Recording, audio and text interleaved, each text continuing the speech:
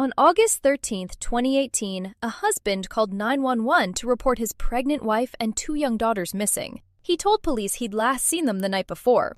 Within days, he'd go from grieving father on national television to the only suspect. And the truth, when it came out, was worse than anyone imagined.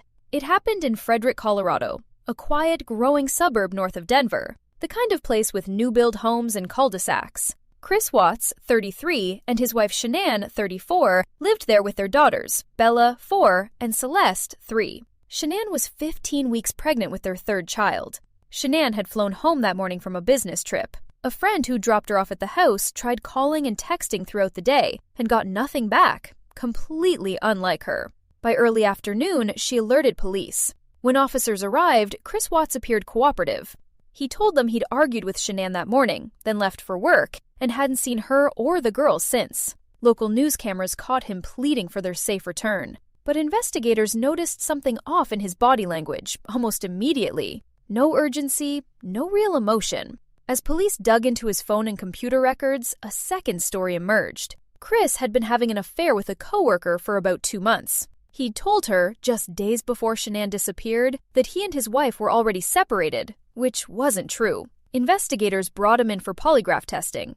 He failed. Then, confronted with the evidence, Chris Watts changed his story. He admitted to killing Shanann, but claimed it was after finding her strangling their daughters in a rage. Police didn't believe it, and it would later fall apart completely. On August 15th, 2 days after the family was reported missing, investigators searched the property where Chris worked, an oil and gas site he had access to through his job. What they found ended any doubt about what had happened. Bella and Celeste's bodies were recovered from oil tanks on the property. Shanann's body was found nearby, buried in a shallow grave. All three had been dead since the morning Chris said he'd last seen them. In November 2018, Chris Watts pleaded guilty to 9 charges, including first-degree murder, to avoid the death penalty. He was sentenced to 5 life sentences, 3 of them consecutive, plus 84 additional years, with no possibility of parole.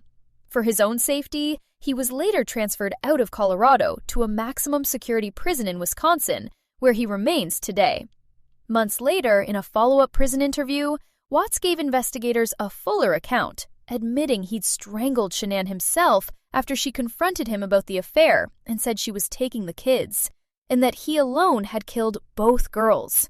There was no version of events in the end where anyone but him was responsible. What makes this case so unsettling isn't just the crime, it's the days beforehand. Neighbors described a normal, even happy-looking family. Nothing about their public life hinted at what was coming. It's a reminder that the version of a life people show the world isn't always the one being lived behind closed doors. If you want to go deeper on cases like this, I've got another one queued up right here. And let me know in the comments, was there anything in this case you think investigators should have caught sooner?